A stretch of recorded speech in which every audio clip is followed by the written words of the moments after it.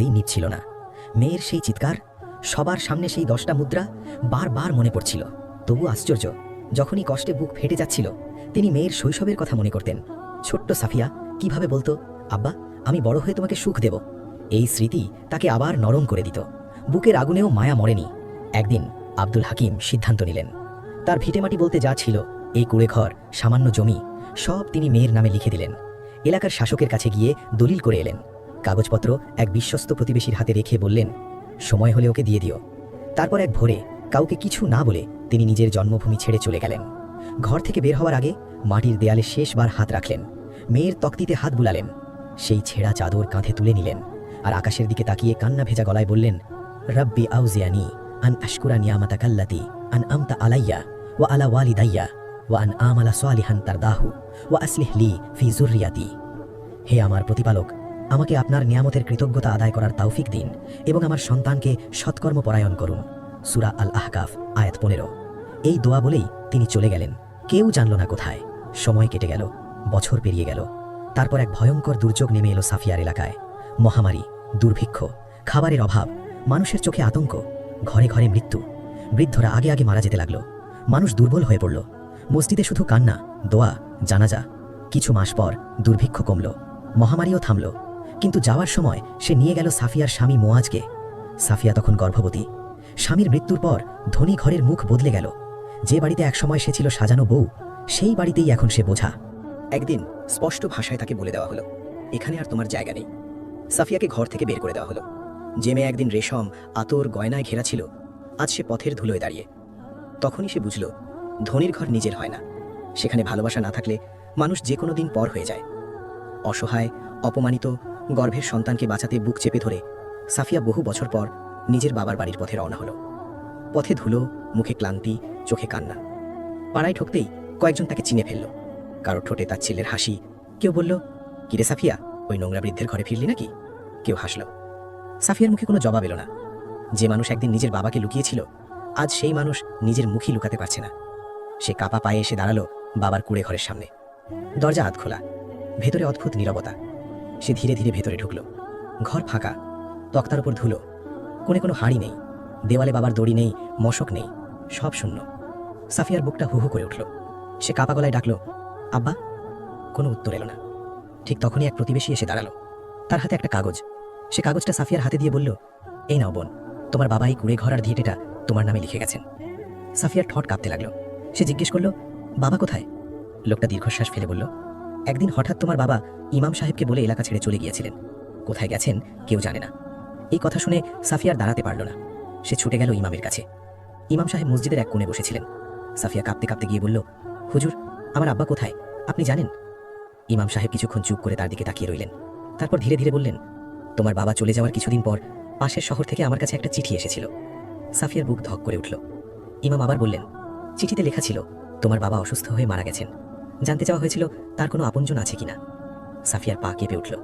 ইমাম আবার বললেন, আমরা তো জানতাম তুমি তোমার বাবাকে পছন্দ করতে না, তাই আমরা লিখে দিয়েছিলাম সেখানেই যেন তাকে দাফন করা হয়।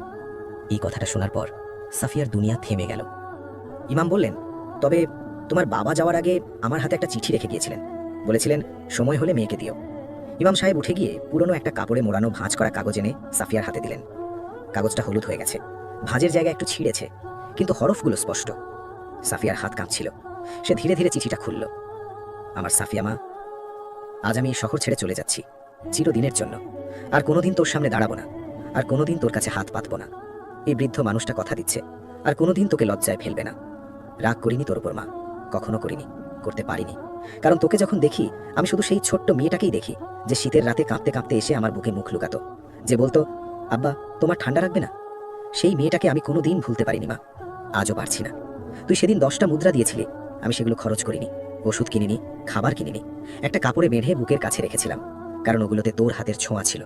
আর এই দুনিয়ায় তোর ছোঁয়াই ছিল আমার সবচেয়ে বড় সম্পদ। প্রতিদিন রাতে ওগুলো বের করে দেখতাম, আর মনে হতো আমার মেয়ে কোথাও আছে, বেঁচে আছে, ভালো আছে। এটুকুই আমার শান্তি ছিল মা। তোর জন্য এই দুনিয়ায় আমার আর কোনো চাওয়া নেই, শুধু আল্লাহর কাছে একটাই দোয়া, তুই যেন ভালো থাকিস, তোর সন্তান যেন সৎ হয়, তোর ঘর যেন বরকতে ভরে ওঠে। আমাকে নিয়ে আর ভয় পেতে হবে না তোকে। এই বৃদ্ধ মানুষটা চলে যাচ্ছে চুপচাপ, কোনো অভিযোগ ছাড়া। তোদের জন্য এই ভিটে মাটি রেখে গেলাম, ভালো থাকিস, সুখে থাকিস, কথা দিলাম আর কোনোদিন ফিরব না। তোর আব্বা আব্দুল হাকিম। সাফিয়া আর দাঁড়াতে পারল না, হাত থেকে চিঠিটা পড়ে গেল মাটিতে নীরবে। আর সাফিয়া বসে পড়ল মসজিদের ঠান্ডা মেঝেতে, দু হাতে মুখ ঢেকে কাঁদতে লাগলো। এমন কান্না যার কোনো শব্দ নেই, শুধু কাঁপছে সারা শরীর। তারপর একটু একটু করে শব্দ বেরোতে লাগলো, ভাঙা ফাটা বুক ছিঁড়ে আসা শব্দ। আব্বা, তুমি একা মারা গেলে, আমাকে একবার ডাকলে না? আমি আমি একবারও গেলাম না তোমার কাছে। আমি তোমাকে মেরে ফেলেছি আব্বা। ইমাম সাহেব পাশে বসে রইলেন, কিছু বলার ছিল না। তার কান্নায় মসজিদের বাতাস ভারী হয়ে গেল। যে মেয়ে একদিন বাবার পরিচয় লুকিয়েছিল, আজ সেই মেয়ে চিৎকার করে পুরো দুনিয়াকে বলতে চাইছিল, ওই বৃদ্ধ লোকটাই আমার বাবা ছিল। কিন্তু ততক্ষণে অনেক দেরি হয়ে গেছে। সেদিন সন্ধ্যায় সাফিয়া বাবার ফাঁকা ঘরে ফিরে এলো। ঘর শূন্য, আলোর বদলে অন্ধকার, শব্দের বদলে নীরবতা। সে ধীরে ধীরে ভেতরে ঢুকল, চোখ বুলালো চারদিকে। ভাঙা তক্তা, মাটির দেওয়াল, কোণে পুরনো মাটির হাঁড়ি, দেওয়ালে একটা দাগ, ছোটবেলায় বাবা যেখানে তার উচ্চতা মেপে কেটেছিলেন। সাফিয়া কাঁপা হাতে সেই দাগে হাত রাখল, আঙুল দিয়ে ছুঁয়ে দেখল আব্বা। কোনো উত্তর এলো না। হঠাৎ তার চোখ পড়ল এক কোণে, একটা পুরনো ছেঁড়া চাদর। সাফিয়া কাঁপা হাতে চাদরটা তুলে নিল। মুহূর্তেই সে চিনে ফেলল, এই সেই চাদর যেটা শীতের রাতে বাবা তার গায়ে জড়িয়ে দিতেন, যেটা কাঁধে দিয়ে ভরে কাজে বেরোতেন, যেটা হয়তো চোখের পানি মুছতে মুছতে শেষবার এই ঘর থেকে চলে গিয়েছিলেন। সাফিয়া আর নিজেকে সামলাতে পারল না। সে চাদরটা বুকের সঙ্গে জড়িয়ে মাটিতে লুটিয়ে পড়ল। হাউ মাউ করে কাঁদতে কাঁদতে বলল, আব্বা, আমি আপনাকে চিনতে পারিনি। আমি আপনার হালাল ঘামকে লজ্জা ভেবেছি। আমি আপনাকে ভিখারি বানিয়েছি। আমি আপনাকে মানুষের সামনে অস্বীকার করেছি। আর আপনি আমাকে অভিশাপ দেননি, আপনি শুধু দোয়া করেছেন, শুধু দোয়া। সেই রাতটা সাফিয়া কাঁদতে কাঁদতে কাটালো। বাবার তক্তার পাশে মাথা রেখে চাদর জড়িয়ে এসে বলল, আব্বা, তুমি গরিব ছিলে না, গরিব ছিল আমার অন্তর। তুমি ছোট ছিলে না, ছোট ছিল আমার ঈমান। তুমি অপমানিত হওনি, অপমানিত হয়েছিলাম আমি নিজেই। ভোরের দিকে তার চোখে ঘুম আসেনি, কিন্তু অহংকারটা মরে গেছে। পরদিন সকালে প্রতিবেশীরা দেখল সাফিয়া আগের সেই সাফিয়া নেই। চোখ ফুলে গেছে, মুখ শুকিয়ে গেছে, কিন্তু ভেতরের পাথর গলে গেছে। সে তার গর্ভের সন্তানের উপর হাত রেখে কাঁদতে কাঁদতে বলল, আমি আমার সন্তানকে সবার আগে এই শিক্ষা দেব, কখনো হালাল রুজিকে ছোট ভাববে না, কখনো গরিব মা বাবাকে লজ্জা ভাববে না, কখনো মানুষের সামনে তাদের অস্বীকার করবে না। কারণ সে নিজের জীবন দিয়ে শিখেছে, যে সন্তান নিজের গরিব মা বাবাকে অস্বীকার করে, সে আসলে নিজের শিকড় কেটে ফেলে। আর শিকড় কাটা গাছ ঝড় এলে দাঁড়িয়ে থাকতে পারে না।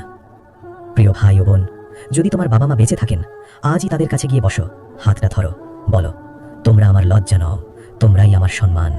সাফিয়ার গল্পটা এখানেই শেষ, কিন্তু আব্দুল হাকিমের মতো লক্ষ বাবা আজও আছেন এই দুনিয়ায়, যারা ফাটা জামা পরে সন্তানের জন্য কাপড় জোগাড় করেন, নিজে না খেয়ে সন্তানের মুখে খাবার তুলে দেন, আর সন্তানের অপমানের জবাবে অভিশাপ নয়, শুধু দোয়া করেন। আপনার জীবনেও কি আছে এমন কোনো মুহূর্ত, যেখানে বাবার হালাল ঘামকে আপনি একবারের জন্য ছোট ভেবেছেন? কোনো মানুষের সামনে মা বাবার পরিচয় দিতে একটু হলেও সংকোচ হয়েছে? তাহলে আজই বলুন, হে আল্লাহ, আমাকে সাফিয়ার মতো ভুল করা থেকে বাঁচান, আর আব্দুল হাকিমের মতো মা বাবার মর্যাদা বুঝে নেওয়ার তৌফিক দিন। সাফিয়া বুঝেছিল, কিন্তু অনেক দেরিতে। আপনি যেন সময় থাকতেই বুঝতে পারেন। এমন আরও হৃদয় ছোঁয়া ইসলামী গল্প পেতে এখনই চ্যানেলটি সাবস্ক্রাইব করুন, বেল আইকনটা অন করে রাখুন, যাতে পরের গল্পটা মিস না হয়। আর এই গল্পটা শেয়ার করুন সেই মানুষটার কাছে, যে হয়তো এই মুহূর্তে নিজের বাবা মাকে দূরে সরিয়ে রেখেছে, যে হয়তো জানেই না সে আসলে নিজের শেকড় কেটে ফেলছে। আপনার একটা শেয়ার হয়তো তার জন্য সেই আয়না হয়ে উঠবে, যেখানে সে নিজের চেহারাটা একবার দেখতে পাবে।